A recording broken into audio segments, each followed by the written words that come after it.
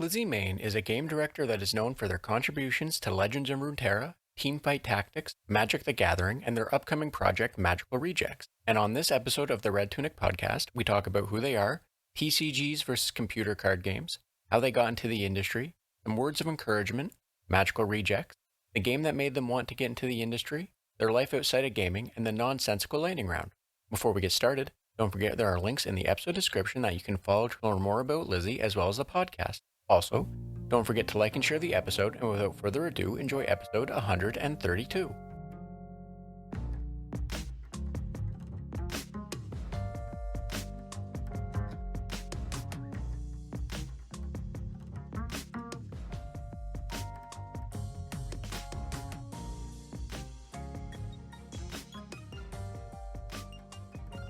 Hi, and welcome to the Red Tunic Podcast, a podcast where I look to rediscover what makes gaming fun and enjoyable by having positive conversations with those related to the industry. My name is Link, and today I'm joined by game director Lizzie Main, who has previously contributed to Legends of Runeterra, Teamfight Tactics, and Magic the Gathering, and is currently working on Magical Rejects at Cursed Magic. Hi, Lizzie, how are you doing today? Hello, I'm doing great. That's awesome to hear, and thank you again, so much for being here. I appreciate you making the time to let me bug you about video games and what have you. I love talking about games, so no problem. Awesome, which is the perfect place to be because this is mostly about video games. Um, Now, with that in mind, though, before we get started, would you mind giving me and anyone listening kind of like the elevator pitch or the 411 of who you are? Just the main things that you feel are important for people to know before I really start bugging you with other questions. Sure. So, like you said in the intro, I've worked on a lot of games. I, a million years ago, used to direct theater, got into the games industry a little bit by accident, but have been here for 15 years now. Worked on Magic the Gathering as a designer for 6 years, then joined Riot to launch their card game, Legends of Runeterra. Worked on that for a few years, then Teamfight Tactics. And then a little more than a year ago, I left Riot with a few friends to found our own studio. And so we have been living that indie life for the last year. Awesome. So thank you so much for that quick rundown. I'm going to ask this one right out the gate, and I'm pretty confident the answer is, far simpler than you would expect it to be or what have you. But, going from working on a physical medium of Magic the Gathering to a not physical medium for more digital games, even though they are still card based and what have you, I'm wondering, were there things that in that transition that you were like, hey, this is so much nicer than having to deal with like the physicality of things? Like I'll use the example I think of the most, and it was like decades ago now when the Pokemon trading card game got video games, and they were like, hey, we can just do random number stuff, and like Mm. started throwing legitimate computational RNG stuff in. So like that's the main one that comes to mind of why that would probably be way easier. But all the same, I'm wondering, like, for you, was there something that you hit that and you were like, oh God, what, like, why couldn't it just be this nice with physical stuff? Oh, interesting. The two things that immediately jump to mind are working on like a competitive live service game, having the ability to patch and make balance adjustments compared to working in a physical game where like you can nuke cards by banning them and things like that, but you don't have that ability to be like, oh, whoops, we screwed this up and this five should be a four, or whatever, the little adjustment is. It was so nice to be able to like actually patch things and figuring that out with Legends of Runeterra was certainly a thing, but like also Riot, is a very sophisticated engine for that with League.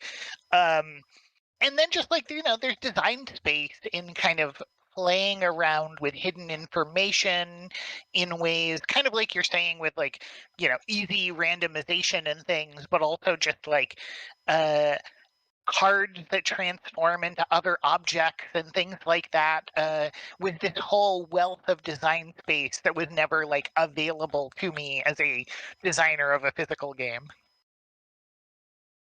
So thank you for answering that one. I know that one was 100% probably not what you expected to be having to think on, but thank you because like it's just such an interesting thing. And whenever I get someone that has done physical versus digital and whatnot, I like asking those kind of questions because I'm it's so not something used you'd usually hit. I'm so used to the opposite question of like, what was nicer about working in a physical game? And certainly there are answers there as well. Being able to just prototype something by dashing a few words on a piece of cardboard and shuffling up and like, I don't need to think about implementation or edge cases. I can just like, test this in 5 minutes. That's the big thing that I miss from working in physical games. You know, as someone that works with mainframes, the amount of like I can relate and understand that because the amount of stuff that I have to do to test something is so much more involved than just doing a quick compile and run against from like a local machine or what have you. So I Mhm. 100% understand the niceties of just being able to I just wrote it on a piece of cardboard. Here, let's see how this plays out, right? Like let's see how this stuff works. Exactly. And truly, like, the edge case part of it is something that I used to yell at designers and be like, you know what? Let's first figure out if this is fun. Then we can figure out exactly how we're going to execute it on it. And that can kind of sort of work in digital, but not like it works in paper where you don't need to consider any of the implications.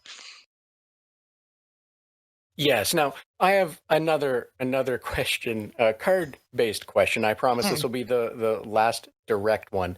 I'm I'm trying to think of how to best phrase it, but how I'm unaware of how big Magic the Gathering font box like type boxes can get. I've played a bit over the years. I like buying some of them and Hmm. what have you.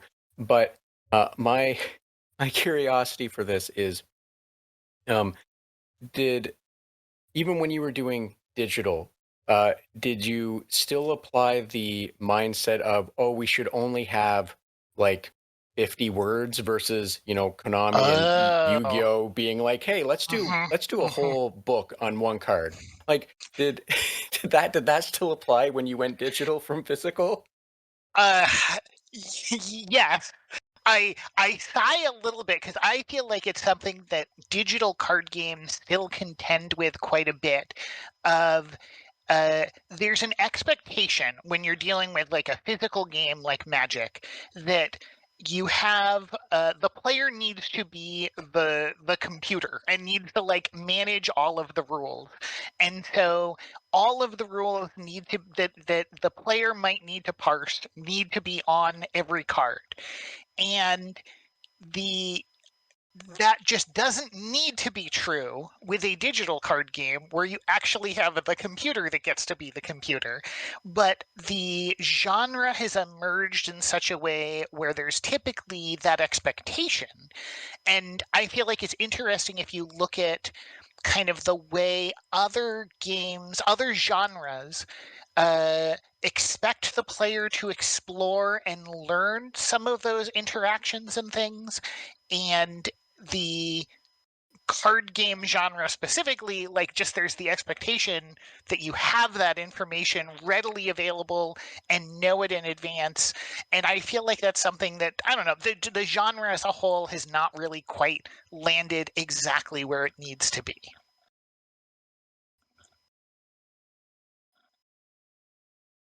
So if I understand correctly, it's it sounds like the finding the right balance in terms of digital and making things readable, playable, understandable versus still trying to leverage some of that mental energy off of the player. Is that correct? Am I interpreting right?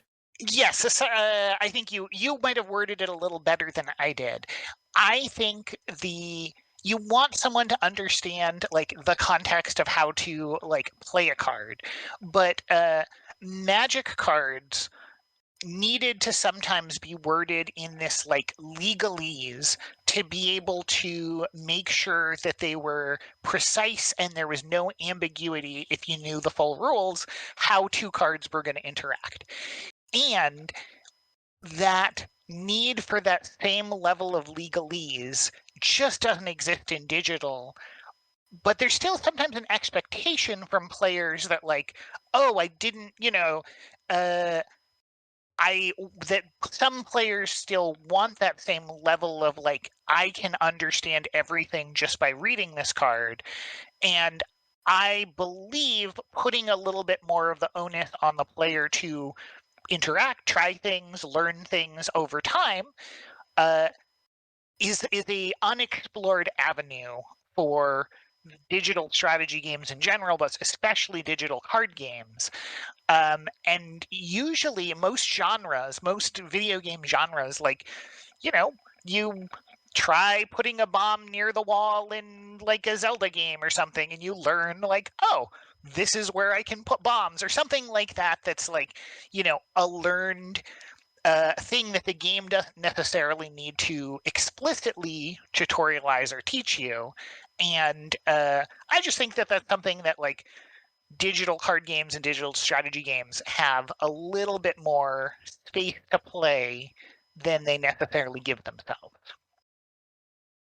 I feel like that weirdly sounded like a hot take, and I don't think it was, but No, I don't think it is a hot take. I understand what you're saying is, at its core, it's that because of the medium, there is more room to play around with more, I don't want to say secret, but more fun combinations or synergies that can just happen because of things that can only exist digitally, right? I understand exactly. completely. I understand completely what you're saying by the legalese of some of like the magic cards, where if you follow any of like the YouTubers that explain rules and such, where they'll break down like a combo of cards and then they bust out the rules, and it's like, well, because this happened, but this has to function, or this has to um, sort itself out first. I forget the proper terms, but like this sorts itself first, which negates everything after this because of what have you, right? Um, so yes, I understand completely what you're saying. And for the record, I was more making taking a shot or making the joke about Yu-Gi-Oh players not knowing how to read because their cards are like full books. And it's like, you get halfway through a card, you're like, well, I only need to know the first sentence. So here we go. Let's see what happens. Yu-Gi-Oh is a Thank you. fascinating game for that. Yep. Yes, it is. I watched some people play it ages ago, and watching one person be like, "Oh, I know what deck you're playing. Okay, I'll be back in 15 minutes." And like the turn took 15 minutes, and they came back like 15 minutes later and went, "Okay, yeah, you're almost done." Sits down, waits. Then their turn to. So yes, Yu-Gi-Oh is fascinating because of just all of that.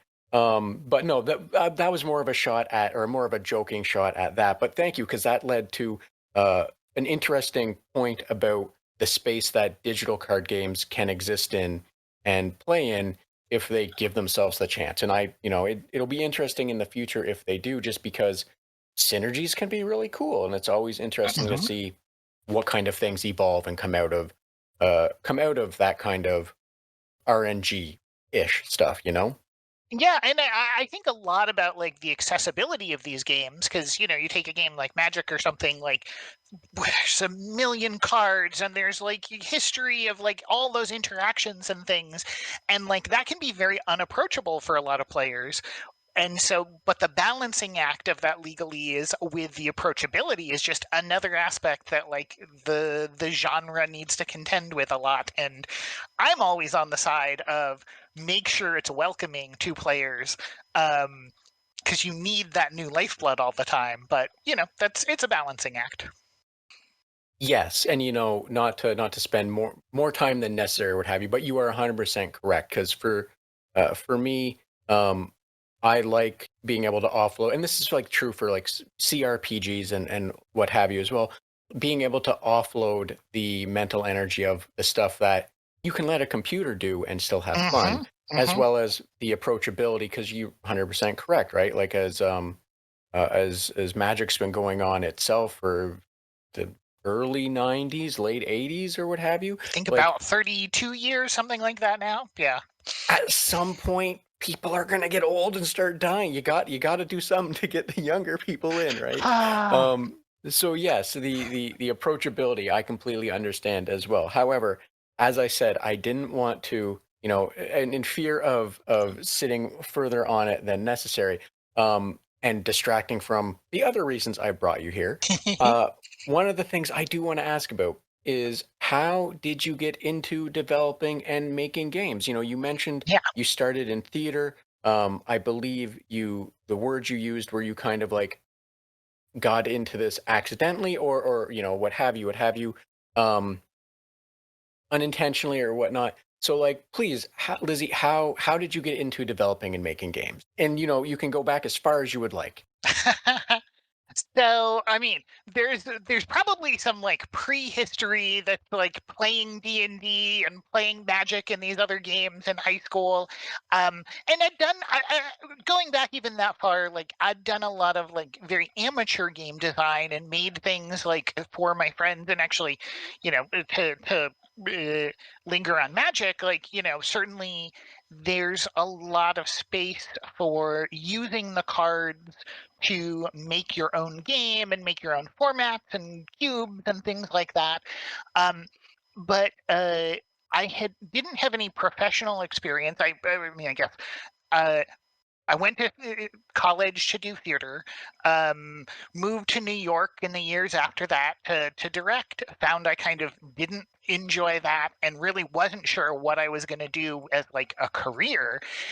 And this coincided with Wizards of the Coast running a thing called the Great Designer Search, which they've run 3 times in those 32 or whatever, however many years, um, where they solicit.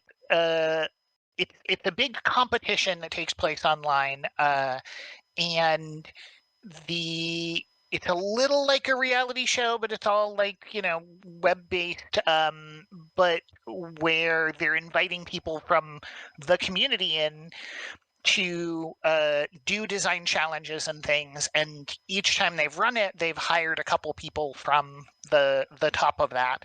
And I was in the second one, and sort of like unofficially the second place finisher from that, and parlayed that to an internship with Wizards of the Coast, initially on a digital card team, actually. Um, but then that was kind of my road in, and I feel so like lucky that I'm in the industry and I found it, because I think it was a lot of luck that got me there. And it was, such an era 15 years ago of like, you weren't necessarily, there weren't like game design programs to the same extent that there are now or anything. And so I feel like it really all came together by accident, and that's become my career. So yeah. So thank you for speaking to that. And I find it interesting that, they had kind of I'm gonna make bad analogies. I don't know. But they kind of had like these like American Idol. I'm putting big air quotes around that one. Kind of approach to like how they could find new talent or what have you. Um Now I was unaware of this. Now when you say you came in like second place or what have you, was there like a because I know Sony did this as well for finding new game testers, which to me is absolutely wild because um it's Q&A stuff, which is just a its own meat grinder of a machine that they had to have a reality show version of that. But anyway, I'm like, was there like a reality show is the wrong word, but like the Oh, very participation much. approach. Interesting. It was when I did it, there were 8 of us, or They initially had something like 1,000 applicants. There were like some essays and quizzes essentially to like make sure we were familiar with design at a high level of the game. And then the 8 of us who were selected were doing like monthly challenges, and they would be like, well, in the one that I was doing, it was like they were looking specifically for people who would have like a holistic vision for a set. So it was make up a setting, make up sort of the major mechanic, now do all of the commons of a certain color and things like that. And each week one person would be eliminated. More like each month. And then when it got down to 3 of us, we were flown out, and then suddenly it turned into like a real job interview, which was so weird when there was kind of spectacle and a publicness to the rest of it. And so, yeah, it very much, we weren't like on camera or anything like that, but it very much mimicked like the style of an American Idol or something. I haven't seen any of those actual reality shows in a while, but it was that kind of a format where with eliminations and challenges. So thank you for speaking more to that, especially because this was news to me that this existed. But that's I I imagine the well, you kind of touched on. I imagine the juxtaposition or the whiplash even of going from this kind of like social um social format, if you will, to then being sitting in front of people in a actual business interview thing. Mhm. That must have been like just wild whiplash to be like, look, I just spent like 6 months, joking back and forth with people, and now I have to sit on a panel and do real speak. Okay, what? you know? Yeah, I think that was a particularly strange aspect of it. I know, like from a legal perspective, it was a complicated thing to organize because we were simultaneously job applicants and also like, yeah, in a competition.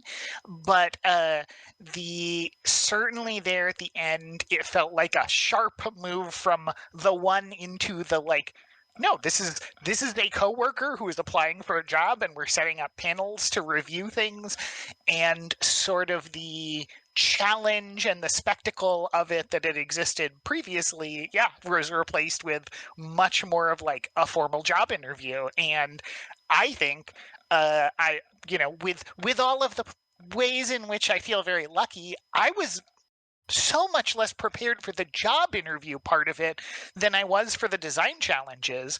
I think actually going back to theater for a second, one of the things that served me very well in the competition and then when I got there was directing a play is so much like leading a design team. And there was like a community aspect that was going on as well, where we needed to sort of source some designs from the community. And I felt a lot more comfortable than some of the others with sort of setting a vision for the team, which happened to be, exactly what they were kind of testing for. And so I was very unprepared for the interviews, but then once I got there and like started working on teams, I felt like I kept saying, "Oh, this is so much like working in the theater." And I think one person who I was working with understood that, and everyone else was confounded by what I was saying. So thank you for speaking that. And it's absolutely wild where and how soft skills can Mm, crop up.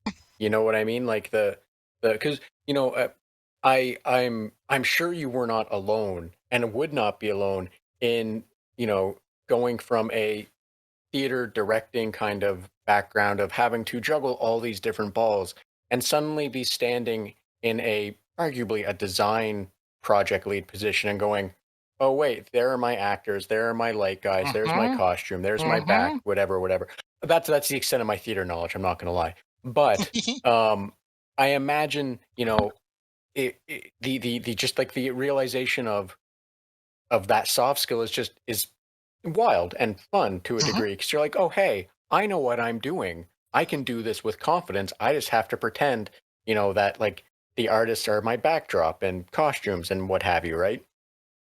Yeah, exactly. I mean, I sometimes say, to loop it all around to games as well, that running Dungeons and Dragons games when I was younger for friends and sometimes strangers led me to be comfortable as a director directing, like needing to lead a room, and then directing led me to being comfortable leading a design team. And so there's like a nice circularness to or full circle kind of there to starting from games and getting it all the way looping out of and then back to games. Yes, I understand completely what you're saying, and I don't know how relatable this will be to you, but one of my goals when I do DMing is, and I don't think it's a secret to the people I play with, that one of my quiet goals is try and make them cry.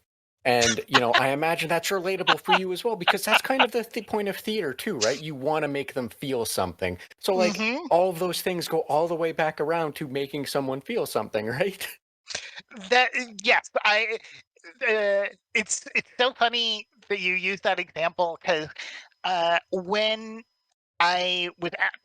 when I joined Riot, at some point I started running Dungeons and Dragons and made friends with like um, a group of women who are mostly artists and mostly new to D&D, and I was running a game for them, and it was so much fun seeing them react not like gamers to the game. And I remember some little detail that I described where this world was changing from day to night all the time, and this cat who was following them suddenly had a human face, and there were gasps.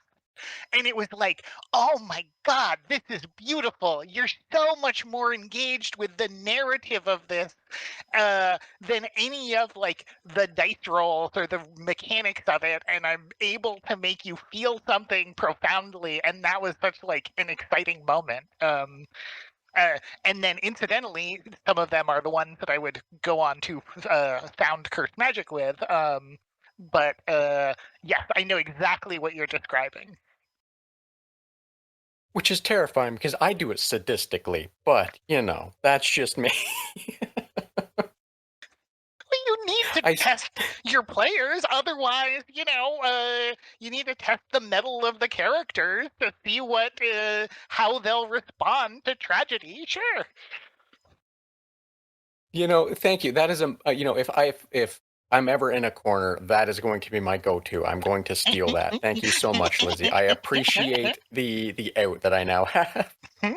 Um, but yeah, with all of that as well, I am wondering if you have any words of encouragement that you would mind giving to others, your past self, or what have you, or based on your experiences. Yeah, I mean, I think the biggest thing that the advice I always have for people like trying to get into the game industry is like, you can be making games now. Um, and sometimes I think like, depending on what genres people might be interested in, you can't necessarily do like everything. If you want to do, I don't know, work on MMOs, you can't necessarily just do that. But you can prototype a board game, or like a card game or a visual novel, or join a game jam or something.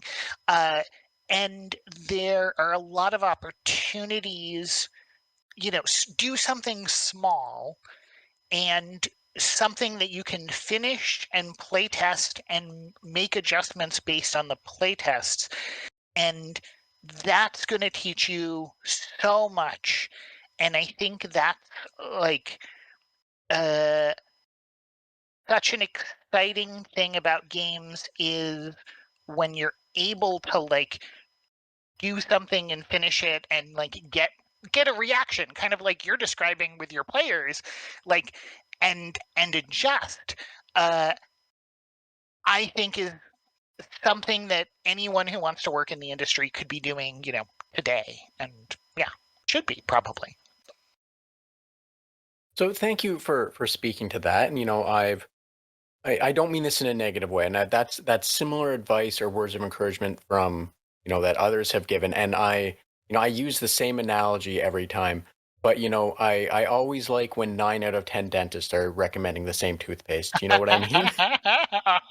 Uh-huh. Uh-huh. But no, but thank you for that because yes, that makes absolute perfect sense. And as as someone who works in programming, I can also understand and also mirror that it's important to just do the thing and try and figure out how to do the thing and keep doing the thing, right? Like you said, it's quick prototypes are just doing doing those kind of things can be fun and educational and prepare you for the bigger things that you inevitably wish to get to, right? Yeah, yeah, exactly. And I'll just so I'm not repeating things that your listeners have gotten a lot. The other piece of advice that I will often give to people who are interested in the industry is, I think when you're going into any art form, you need to know that art form really well, but you also need to be cognizant of what you're bringing that someone else isn't. How is your perspective unique? I mean, not to keep circling back to theater and things, but like I think that's something that like became a superpower of mine. And other people, I know a designer who I work with who has like a philosophy degree and constantly like has that as a reference point when he's doing design. And it's incredibly interesting to hear him speak about how from this very different lens than any of the other designers I know. And I think most people bring something, you have some real world experience. Um, but sometimes, like, if you're really into, I don't know, magic or something, it's easy to have that be like the be all of like what you're bringing to the genre, and thinking about how your perspective is wider than what the game is or what the genre is or what the industry is another thing that is really, really valuable to think about, and often just emerges, but can be really valuable if you're like trying to join the industry. Thank you. Yes, I that is good. Like that's an interesting way to think about it and approach it as well. I was in my brain, I was immediately kind of likening that to now I didn't have to do this, so I don't know how real this actually is, but I was likening it to the like the TV shows from when I was younger where kids are trying to get into college and they have to write like this essay and why like their unique approach and all that. Like I said, I don't know how real that is because I went to college in Canada. We don't do that here. For college at least, university maybe. But that's what I was thinking. The importance of that because because the everyone is different, your upbringing, your lifestyle, the everything, and that 100% is going to influence everything about you, right? So that's Mhm. an important thing to keep in mind that, you should probably embrace some of those things as opposed to shun them away because, you know, uh, uh, if you just have a cookie cutter workforce, you're just going to get a cookie cutter set of games, right? Yeah, and I mean, certainly, Magic the Gathering and TFT and things like, hire a lot of former pros and things, but like, unless you're one of the top people in the world, like, already the game has someone with that like hyper competitive experience, and like, it's probably a lot more interesting and valuable, uh, what you can bring that's a little bit more unique to the table. Certainly for the Yes. longevity of a game, like any of those games like that like you want to last for decades, like being able to foster like a lot of diverse perspectives is so valuable. Yes, exactly. And as someone who is a casual enjoyer of sets. I Mhm. typically don't play just because the logistics of it can be a nightmare sometimes, but I like buying and collecting things. As a casual enjoyer of something like Magic, I can say the longevity of going, well, here you have Cyberpunk, and now here you have Mhm. effectively Redwall with Bloomburrow. You know, like the amount of all of that, like if it was everyone just being the same, you probably wouldn't get Cyberpunk, and then you wouldn't get someone that grew up Exactly. reading Redwall and what have you, right? Yep. So yeah, I 100%, you know, what I jive with what you're saying, I think is the best way to put. I think that's a phrase. I don't know. Anyway, Lizzie, I follow you. Yep. yeah, good. I At jive least with good. you. I'm not insane. But Lizzie, with that, I think that's a good point to transition to, because I wanted to ask about magical rejects, because it's a um I'm thinking of the best way to put it. It's magical girl school Mhm. JRPG inspired stuff. Sorry, there's a lot of things, and my brain was like, how do I spit this out without just saying words? And I just ended up saying That words. is a perfect But summary. Yeah. oh, wonderful! I rarely do I get that lucky. Um, but yeah, I'm wondering, just because that is a um the I'm a sucker for school setting games. Some of the Mm. earlier ones that I played when I was younger were the Manakima games done by Gus. They're part of the tangentially related to the Eltelier series. Not that any of this matters. Um, or Iris series. Sorry, wrong. Whatever. Anyway, none of that matters. But I'm kind of a sucker for these kind of settings and such. So I want to ask specifically kind of about this for the game that you guys are working on at Cursed Magic. Yeah. So it is kind of the dream project that all of us really wanted to have when we were younger. And the kind of elevator pitch is it's Sailor Moon with the gameplay of like a persona in this school for magical rejects. And so it's JRPG, has a little bit of kind of like uh, the time management, going to class to like improve your skills, things like that. Um, and the heavily narrative and the kind of the setup, the prologue tells you of you getting kicked out of the prestigious magical school, um, where all of like, you know, the hoity-toity one, and sent to this one that has a little bit more of a decrepit, ominous, horrible reputation, and unraveling sort of the secrets of that school. And we're still in the early stages of development. We have kind of like a demo that we're shopping around to publishers right now to try to secure some more funding. But yeah, it's very much like the dream baby of all of us who founded it, kind of like I said, of like the dream project that we all kind of wanted when we were younger. So thank you for speaking more to that. And like I said, I'm already a sucker for anything that's going to be like a game, or not a game, they're all games. But like the school based time management fantasy setting ish. And again, that's all just because of, you know, the old Manakima games, because that's kind of exactly all it was. And like the cast of all the different, you know, some of the misfits and what have you, and the time management and all of that stuff. So yeah, so my fingers are crossed for you that you can find a way to secure more funding, or the umbrella of what it is you're trying to. I know that sounds really wishy-washy or vague in how I'm saying it, but you know, anyone that knows there's just a lot of stuff, so it's hard to say Oh anything yeah, yeah, specific without saying anything, right? yeah. So I wish you the best of luck. Well, In thank you. I short. really appreciate that. And, you know, we've been sharing some art. I think we've have a lot of like really amazing artists that we've gotten to work with on it. You know, the game looks gorgeous.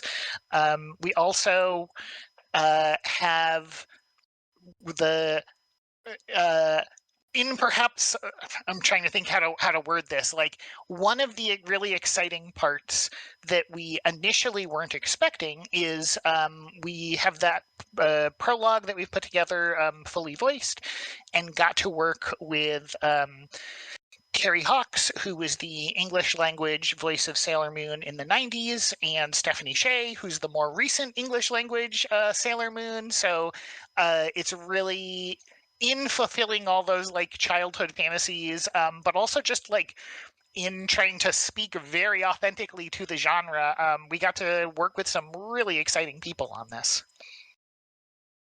Which is awesome to hear. Just because um, the I don't know if pedigree is the lineage, the heritage, the whatever, what I'm trying to get to, I think, is just such an awesome part of the everything for it, Yeah, I mean, one of the things that really like there are a couple threads that came together with us working on this. Uh, but the Sailor Moon of it all, is so huge for the magical girl genre, especially in the West. And all the nerdy ladies of a certain age have like a connection and a history. And Kathy Zuniga, who's our creative director, she like really grew up on it and like has this beautiful stories of like uh, her dad taking her to these Japanese video stores to get it when she didn't speak Japanese because she just needed to see more of it. And I came to the show much more recently, like at the height of the pandemic and lockdown and everything. And when I kind of discovered it, I was like, there must be so many games out there for this, and was shocked when there weren't. And so trying to kind of deliver on that core fantasy, and we're not like explicitly Sailor Moon or anything, but like it was such a point of inspiration for like the modern takes on the genre, that like it really felt like this huge opportunity. And there's a few games out there, but like nothing that quite delivered on that fantasy of like, you are this character, you're living in the RPG, you're telling that story. And so I think we have something really special. I certainly hope we do. And so I hope we're able to build it out in full and all of that. So yeah. As I said, fingers crossed for the project and everyone involved, because yes, it is from my own knowledge, it is a not as explored um niche kind of Mm-hmm. approach to like just the school and the time base and what have you, certainly, anyone listening will be like, yeah, no, Persona, but yeah, no, Persona, and a handful of small others or what have you, like it's you know there's definitely different approaches, but all the Mm-hmm. same, it is a smaller target in that you don't have a whole bunch of. So like, yeah, I it's always nice to see more things in that space. And like I said, fingers crossed that you guys get to flourish in that space.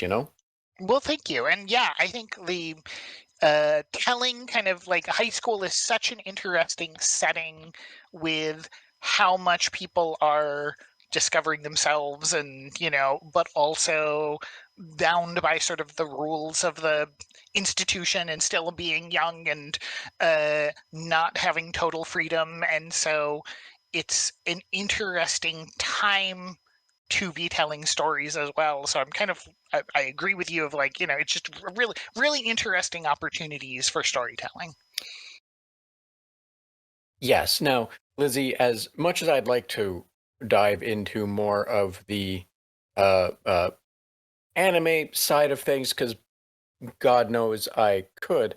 Um, one thing before I do jump to a different thing. One thing I do want to ask, because it sounded to me like you hadn't really experienced or had a lot of exposure to the magical girl genre until the pandemic. Did I understand that correctly? Yes, I did not grow up on Sailor Moon and these other I have uh you know uh like the She-Ra from the 80s and things were like stuff from my childhood. But yes, I didn't have the same like growing up on the genre the way like the other people I'm working with did. So far be it from me to try and throw some things for you to look out for, which Oh, I'm sure please. they probably have. Well, I mean, it would probably be beating a dead horse or what have you, given that most of anyone that grew up 20, 30 years ago, it's going to be a similar bucket. You're going to have like Magic Knights Ray Earth, you're going to have Mm-hmm. Cardcaptor Sakura, you're going to have Sailor Moon. To an extent, you're going to have Nanoha. You're also going to have the other one that I'm horribly remembering the name of, and they did like 3 series of it, and it was more magical girl stuff, and it was pretty decent in the early 2000s. But the one I do like throwing out only because I don't know how known it is. I don't know if it's something you would have come across or what Hmm. have you. But there's one series called Magical Girl Ore. If you Oh, are I'm not un- familiar. awesome, I'm going to give you the pitch for it, and Mm-hmm. you are probably going to understand the hilarity and beauty and nonsense of it.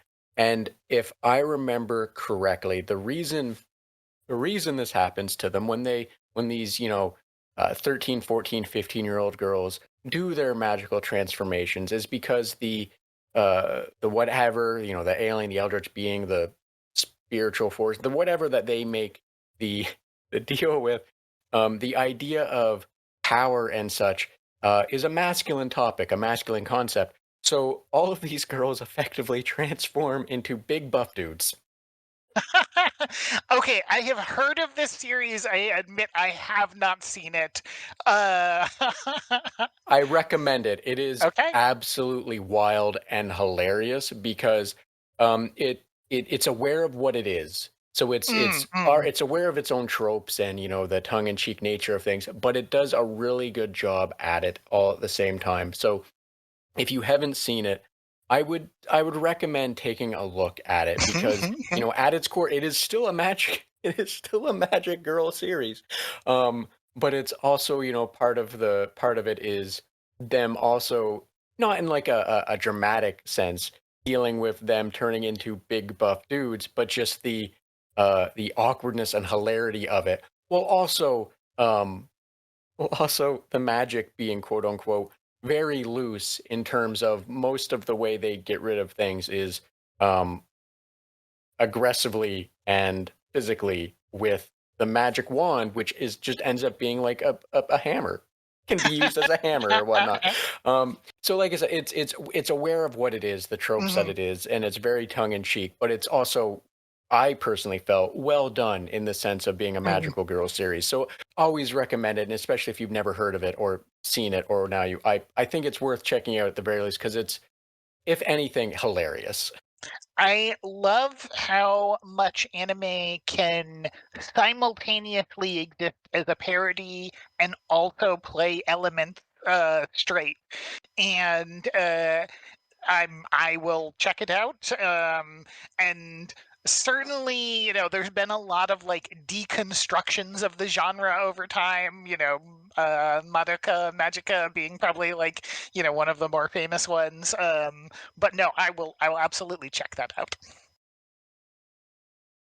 Yeah, awesome. I'm happy that it sounds like something that's worth checking out. And also, I would like to know the thing that I was trying to remember was actually Nanoha. The thing I was thinking I said was Madoka. Mm. I only want to correct that one for my own sanity because I'd meant to say Madoka and said Nanoha. If you're unaware of that one, it is also just straight up standard magical girl series that got several seasons and whatnot. But anyway, um, anyway, Lizzie, I want to ask you some question because I have you here as well. Especially given your upbringing, or the sounds of upbringing. Like for D&D and theater and whatnot. Mhm. I'm wondering for you, did you have a was there a game that made you want to go into this industry? And part of me assumes it's going to be magic, that the Mhm. Wizards of the Coast stuff, and that was your chance or your shot. But at the same time, I'm going to ask because that's not always the case. Yeah, I mean, Magic is probably the biggest individual game, and I think specifically, I love the social aspects of like tabletop gaming and having a game like Magic to exist as like this is kind of like what we're doing when we're hanging out on a Friday night or whatever. And so particularly multiplayer Magic, I think, was like the thing that really got me thinking about games at a deeper level.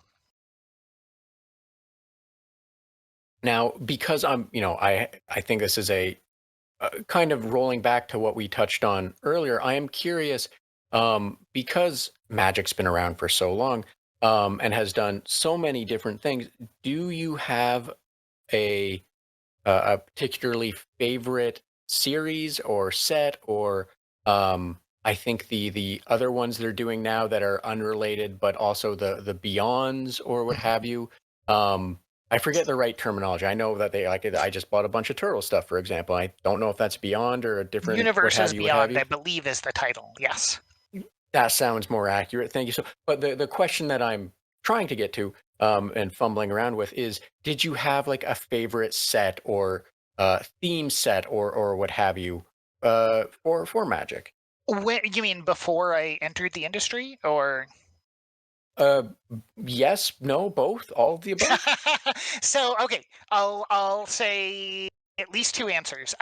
So before I joined, I really loved a format called Plane Chase, and it was you had these oversized cards that like existed in the center of the table, and that had these big sweeping effects. It was kind of like you're going from world to world, and one of them might be like every creature is tiny, and one of them might be everyone gets extra lands and things like that. And it was a particular flavor of chaos that I think served multiplayer play really well. And my friends who I was playing with at the time had this enormous appetite for kind of the chaos that would come from something like that. And I think that's common of kind of like larger play groups in general. Um, and so that was the one that I'd probably it's relatively, it wasn't like an especially popular format compared to like a Commander or something that kind of, dominates what we think of as multiplayer Magic today. But it was really shaping for me and for a lot of the like friends that I played with when I was younger. Um, for things that I worked on, I got to work on a lot of like multiplayer. I mean, I think that became kind of the specialty that I was known for when I was on the team. And I got to like the first set that I led with the thing I pitched called Conspiracy, which was kind of very inspired by that, but it was a drafting product, so where you're opening packs and just playing them, essentially from the packs. And it had a lot of sort of this, the flavor was we're in this like vaguely steampunk world, and there's lots of like espionage and kind of Game of Thrones type drama. And mechanically, it was like entering the draft as this social experience that took you into a multiplayer game of Magic.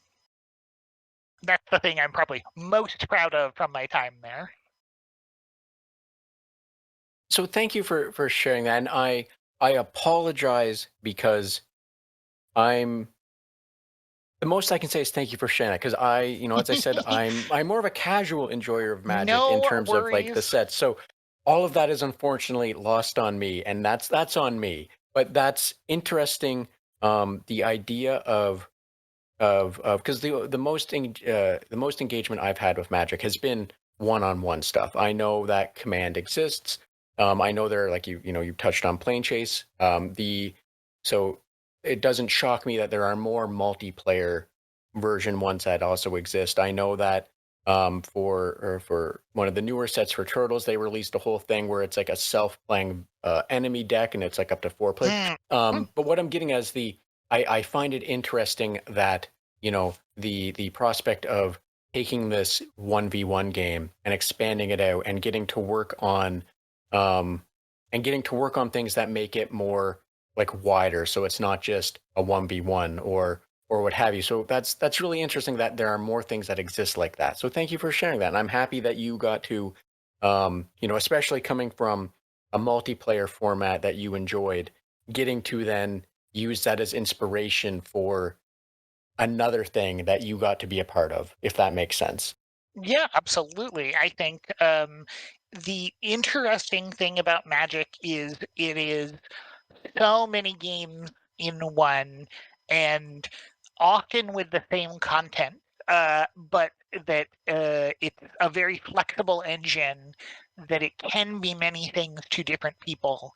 And uh, I think that's one of the reasons why it's often very appealing to game designers, and especially why I think it can kind of be a really interesting place to learn about game design, since you can make your own formats or your cube or whatever, or even just the experience of like building your deck, uh, when maybe for a commander or something where you're not like trying to be hyper competitive, and you are thinking a little bit about how the cards you're choosing are going to shape the experience for the whole table.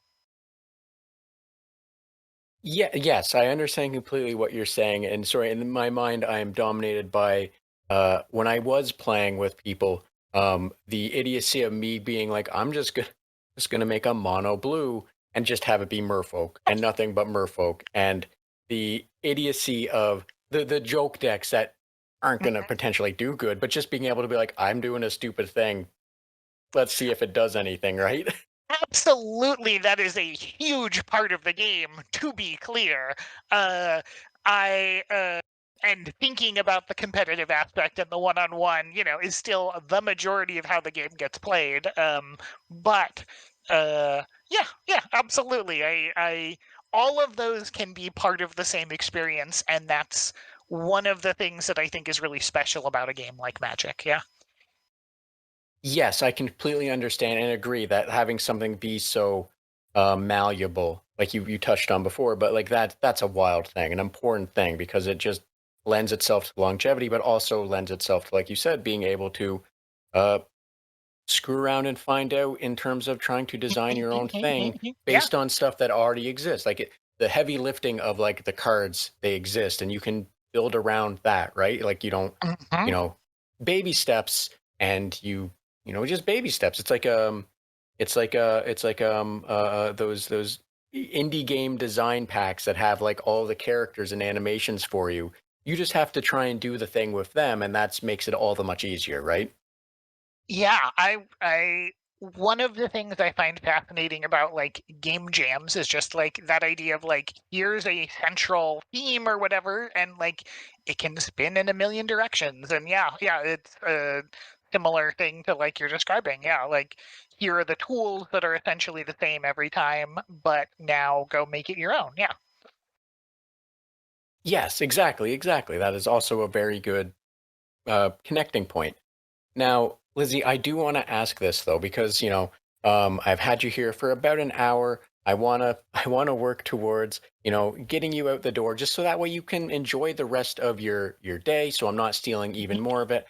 However, I would be remiss if I did not ask a few more things. The main one is outside of gaming, outside of working on games or what have you. What do you enjoy doing? What do you do to relax? And by all means, if the answer is, well, it is just more games, that is perfectly valid and perfectly fair, but I'm still going to ask it all the same, you know? Certainly, there's a lot of games in my life. I'm playing a lot of Pacopia right at the moment.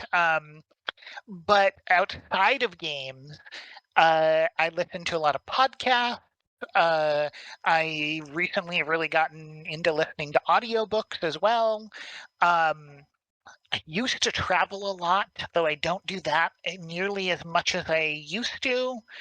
Um, I have two cats. that, who I love and occupy a lot of my time. But yeah, I don't know.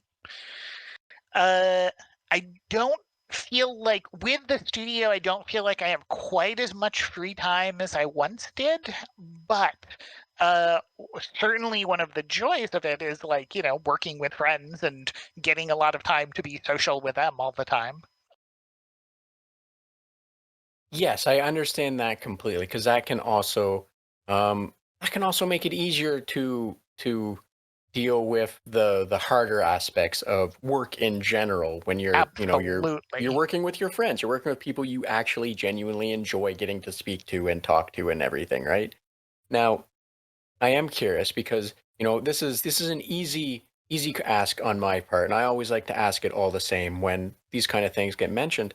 But, what kind of stuff are you listening to? Is Mm. there something that as an audiobook or a book that you would recommend that you've really enjoyed in the last little bit that you would recommend people check out if they wanted to? Oh, I'd say some of the recent stuff I have really loved. I really, really loved This Is How You Lose the Time War.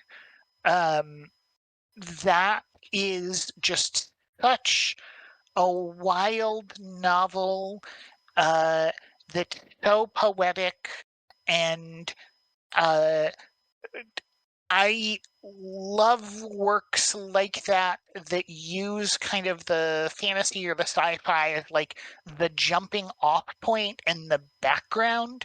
And it's never it's such a wild setting that you're dealing with moving through time and uh moving through time in different worlds, and there's a lot about how their bodies aren't human, but at the center of it is this very uh this love story between the two central characters. I guess that's a little bit of a spoiler about it, but it's uh a such a beautiful book, and that's probably my favorite thing that I recently read. So thank you for that recommendation. I'm not going to lie, and I've said this before. One of my favorite things about sci-fi and fantasy and such book titles is just how wild they can sometimes be, and it always makes Uh-huh. me jealous because I don't exist in a space where I can have fun with names or think of really cool names um, on a grand scale, right? Like I mentioned, I work with mainframes. All of our stuff is confined to eight characters, 8 bytes Mm. for pretty much any title, anything. So I can't even have fun with my file names, right? So I'm always jealous when hearing about a title that is something cool. Like This Is How You Lose the Time War, right? Like it just sounds like such a fun title. So one, thank you for sharing that recommendation, but also thank you for sharing something that just tickles me in all the right ways in terms of these wild names that I just love getting to hear about or see. So thank you. You have the name the Red Tunic. I don't know the origins of that, but you do get to name things. So I'm not going to lie. Yes, you are correct. However, the red tunic is actually just very much on the nose for Zelda. It's Of more course. about yes, it's more about the reasoning behind it, which is in Ocarina of Time, the red tunic is used. One, it's higher defense, but it's whatever. A lot of people forget that. But it's more for preventing or protecting against fire damage, for heat, for flames. And in Link to the Past, the red tunic was the highest defense uh, armor tunic that you would get. So the whole theme of the podcast when it started and whatnot was trying to fend off from the negativity and the creeping negativity and Mm. such for everything games on myself and what have you. So that's where it's very much on the nose in every way, shape, and form. Um, but yes, I have got to name it. I wish I had 100 plus episodes in. I wish I had the opportunity to name it something even wilder. But again, I went the road of being on the nose. on the nose can be valuable. I mean, This Is How You Lose the Time War is very on the nose as far as titles go, but yeah, I understand. I that doesn't shock me that it is also very much on the nose. It sounds like it says exactly everything you need to know about it, but at the same time, it also gets to be a wildly awesome Yeah. title. But anyway, Lizzie, as I said, I want to work you towards the door. With that in mind, though, I did want to, if you allow it, I did want to hit you up with the lightning round, which is just lighthearted, nonsensical, and random questions. Sounds So good. yeah, Hit are me. you awesome, wonderful? So I'm gonna hit you with the one that I absolutely I use it on pretty much everyone because it's my favorite one, and so yeah, so which video game character do you think would most likely want uppies from a goth dummy mommy? Which video game character would like uppies from a goth dummy mommy? Okay. Uh, what was her name, the protagonist of Night in the Woods?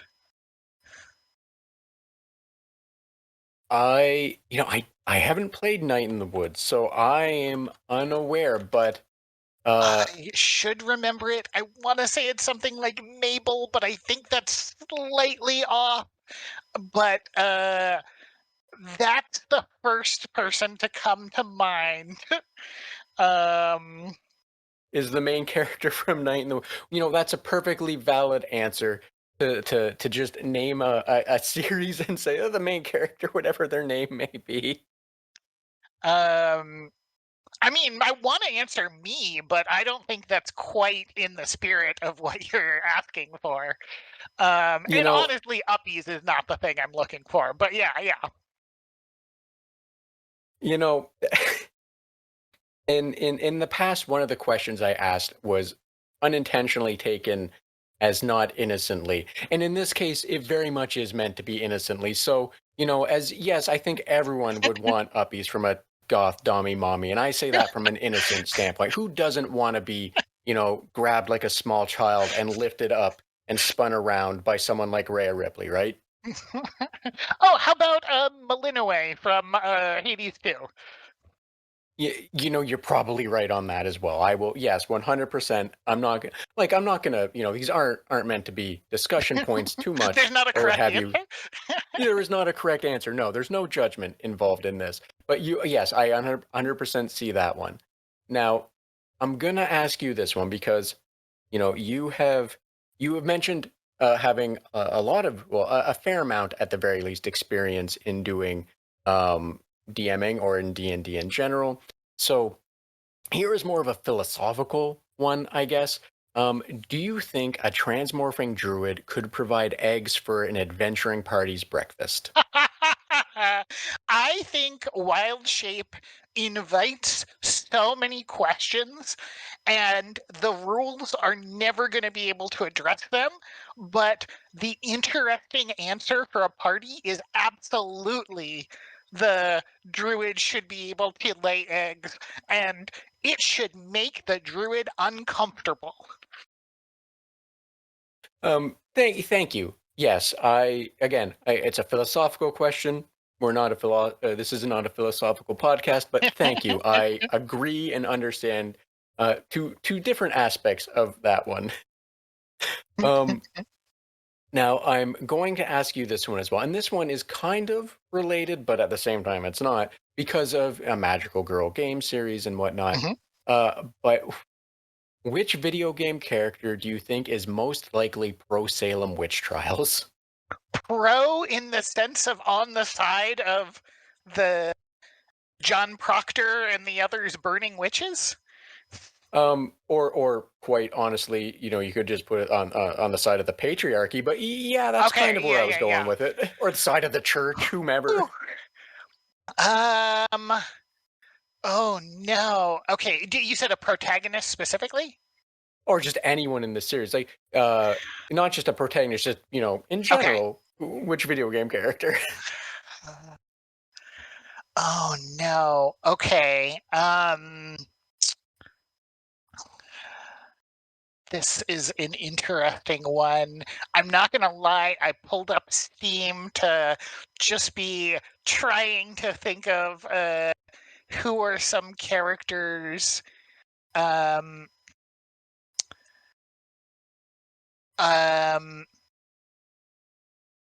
Interesting. What was the name? Okay, I'm thinking about Doki Doki Literature Club. Monica would be pro Salem Witch Trials.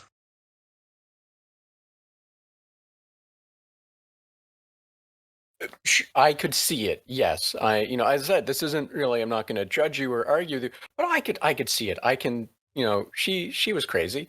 So I could see it. She was willing to blow up the world and sacrifice other women.